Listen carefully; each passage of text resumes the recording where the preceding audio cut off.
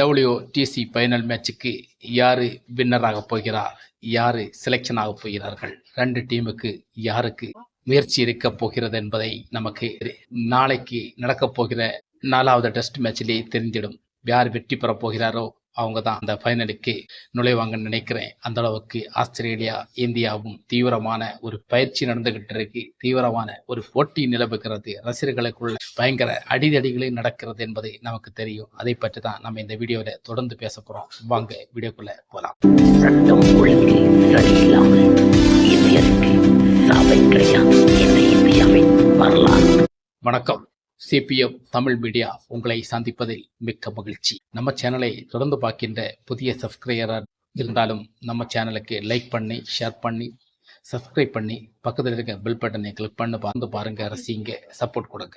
Okay, WTC ஃபைனலை பொறுத்த வரைக்கும் 3 டீம்கள் மோதிக்கொண்டிருந்தது. அதில் ஒரு 100% சவுத் ஆப்பிரிக்கா முடிவு ஆகிவிட்டது. இன்னும் ஆஸ்திரேலியா இந்தியாக்குள்ள கடும் போட்டி நடக்கிறது. யாரு இந்த ஃபைனலுக்குள் நுழைய போகிறார்கள் என்ற போட்டி நிலவுகிறது. இதுவரைக்குமே முடிவு இல்லாமல் இருக்கிறது. அந்த அளவுக்கு ஒரு தீவிரமான ஒரு போட்டியாக இருக்கிறது. அது நமக்கு கடந்த மேட்சிலேயே நமக்கு தெரிஞ்சிருக்கும். எப்படியோ இந்தியா தோற்க வேண்டிய மேட்ச், மழையும் கடைசியான ஒரு பெர்ஃபார்மன்ஸ் தான் அந்த மேட்சை காப்பாற்றி கொடுத்துருக்கான்னு சொல்ல முடியும். ஏன்னா கொஞ்சம் கேப்பில் கூட ஆஸ்திரேலியா ஜெயிச்சிருக்கும். அந்த கேப்பை கூட இந்தியா கொடுக்காம பும்ராவும் ஆகாஷ்தீப்பும் முயற்சி பண்ணி மேட்சை டிராப் பண்ண வேண்டிய அளவுக்கு உதவி பண்ணது நமக்கு எல்லோரும் மறந்திருக்க முடியாது. அந்த மேட்சை பொறுத்த வரைக்கும் ஆஸ்திரேலியா கடைசி வரைக்கும் மறக்கவே முடியாத மேட்சாக இருந்திருக்கும். ஏன்னா ஒரு வெற்றியின் விளிம்பில் டிராவை கொண்டு வந்தது இந்தியாவின் ஒரு சரித்திர கதையாக இருக்கும் என்பது மறக்க முடியாத ஒரு இயல்பு தான். இந்த இயல்பை வைத்து ஆஸ்திரேலியா நிச்சயமாக ஒரு தன்னம்பிக்கை குறைவாகத்தான் இருக்கும். இந்தியாவை நமக்கு தோற்கடிக்க முடியுமா என்ற ஒரு நம்பிக்கையும் குறைவாகத்தான். நம்மளை பொறுத்த வரைக்கும் இந்தியா டீமை பொறுத்த வரைக்கும் டிராவிஸ் தான் முக்கியமாக இருக்கிறார். அவரை மட்டும் நமக்கு விக்கெட் எடுத்து விட்டோம் என்றால் இந்தியாவின் வெற்றி உறுதி என்ற ஒரு சூழ்நிலை தான் ஆஸ்திரேலியாவும் இருக்கிறது. ஆஸ்திரேலியா பவுலிங் இருந்தாலும் அந்த டிராவிட் தான் நம்முடைய வெற்றிகளை பறித்து கொண்டு செல்கிறார் என்பதற்கான ஒரு இதுவும் இருக்கிறது. கடந்த மேட்சுகள் எல்லாம் நம்ம பார்த்திருக்கிறோம். டக் அவுட்டுகள், தொடர்ந்து டக் அவுட்டுகள் ஆன இவர் இந்தியாவில் மட்டும் வந்தாலே, இந்தியா கூட விளையாட வந்தாலே ஒரு உயிர் கொடுத்து விளையாடுகிறார் என்றது ஒரு இருக்கிறது.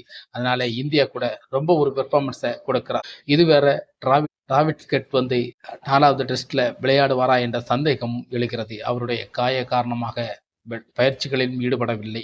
அதனால விளையாடுவாரா என்ற சந்தேகம் இருக்கிறது. ஒருவேளை அவர் விளையாடாமல் போய்விட்டார் என்றால் நம்முடைய இந்தியாவுக்கு பெரிய ஒரு சாதகமாக இருக்கும் என்பது எந்தவித சாத்திய கருத்தும் இல்லை. அதற்காக ஒரு புதிய பிளேயரை அவர்கள் வெளியாக்குவார்கள் என்று தெரிகிறது. அவரும் நல்ல ஒரு பிளேயர் தான். பயிற்சியில் நல்ல சதம் அடித்த ஒரு பிளேயர் அவர். அந்த அளவுக்கு இருக்கக்கூடிய டிராவிஸ் ஏற்ற மாதிரி தான் ஒரு பிளேயரை கொண்டு வருவாங்கன்னு நினைக்கிறேன். இருந்தாலும் பும்ராவிட அவர்கள் ரொம்ப தயக்கப்பட்டு தான் இருக்கிறார்கள். ஆனால் ஒற்றாளா நின்று இந்தியாவை காப்பாற்றுவது அவ்வளவு பெரிய சுலபம் இல்லை. ஆனால் ஒற்றாளா இருந்து ஒரு இந்தியாவை காப்பாற்றுகிறார் என்றால் அதுதான் வெற்றி என்ற ஒரு முனைப்பு இருக்கிறது. ஒற்றாளை இந்த அளவுக்கு முயற்சி பண்ணும் போது டீமு மொத்தம் நல்லா விளையாடினா நிச்சயமாக இந்தியாவை சாதிக்கணும்னா ரொம்ப கஷ்டம். அந்த அளவுக்கு தான் ஆஸ்திரேலியா பயந்து கொண்டிருக்கும்னு நினைக்கிறேன். பயப்படணும். அந்த அளவுக்கு இருக்கி நாளைக்கு உள்ள பயிற்சி, நாளைக்குள்ள விளையாட்டில் தான் இருக்கிறது. WTC ஃபைனலுக்கு யாரு செலெக்ஷன் ஆக போகிறார் என்ற எதிர்பார்ப்பை மக்கள் மத்தியில் ஒரு நீங்கா இடமாக இந்த கிறிஸ்மஸ் அன்னைக்கும் நமக்கு அது கொடுத்திருக்கிறதுன்னு தான் நினைக்கிறேன். அந்த அளவு ஒரு மேட்சாக நாளைக்கு ஒரு விறுவிறுப்பான ஒரு கட்டத்தை எட்டப் போகிறதுன்னு நான் நினைக்கிறேன்.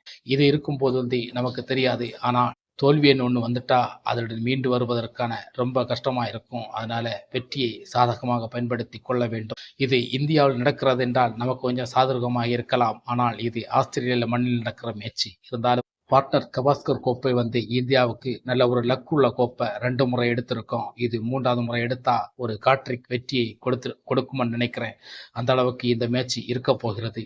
இந்த மேட்சை பத்தி நீங்க என்ன நினைக்கிறான்னு தெரியல. ஆனா நிச்சயமாக இந்த மேட்ச் விறுவிறுப்பாக இருக்க போகிறது என்பது மட்டுமே புரிகிறது. இந்தியாவில் ஒரு 2-3 பேட்ஸ்மேன்கள் நல்ல ஒரு ஸ்கோர் பண்ணாலே இந்தியா ஜெயிக்கலாம். ஆனால் ஆஸ்திரேலியா அவ்வளோ பெரிய ஒரு ஒர்த்து இல்லைதான் தோன்றது. ஏன்னா டிராவிஸ் தவிர்த்து பார்த்தா ஆஸ்திரேலியா அவ்வளோ பெரிய ஒர்த்து இல்லை என்பதுதான் எனக்கு தெரிகிறது. இந்த டீம் கூட நமக்கு எந்த அளவுக்கு துறக்கிறோம் என்றால் நம்முடைய சொந்த மண்ணில் இந்தியா வீழ்ந்ததுதான் அவருடைய தாக்கத்தை இன்று வரைக்கும் இந்தியாவில் பொறுத்து கொள்ள முடியாத ஒரு தாக்கத்தை ஆஸ்திரேலியா மண்ணில் ஃபர்ஸ்ட் வின் கொடுத்த போதே ஒரு தன்னம்பிக்கையாக இருந்துச்சு. ஆனால் அதுக்கு பிறகு தோல்வியுற்ற பிறகு தான் நம்மளுடைய தன்னம்பிக்கை கொஞ்சம் குறைவாயிட்டது என்று நினைக்கிறேன். டிராவிட் கட் தான் நம்முடைய டீமில் ரொம்ப டிஸ்டர்ப் பண்ணுறான்னு நினைக்கிறேன். அவரை மட்டும் நீங்கள் அவுட் ஆகிட்டோம்னா இந்தியா வெற்றி பெறுவதில் அதை யாராலையும் தடுத்து நிறுத்த முடியாது. மீண்டும் இது போன்ற கிரிக்கெட் நியூஸ்களை நீங்கள் தெரிந்து கொள்ள வேண்டும் என்றால் நம்ம சேனலுக்கு சப்ஸ்கிரைப், லைக் பண்ணுங்க, ஷேர் பண்ணுங்க. மீண்டும் பெல் பட்டனை கிளிக் பண்ணுவீங்க, நம்ம வீடியோவை நீங்க பார்க்கலாம். வணக்கம். சட்டம் ஒழுங்கு சரியில்லாமல் இந்தியாவுக்கு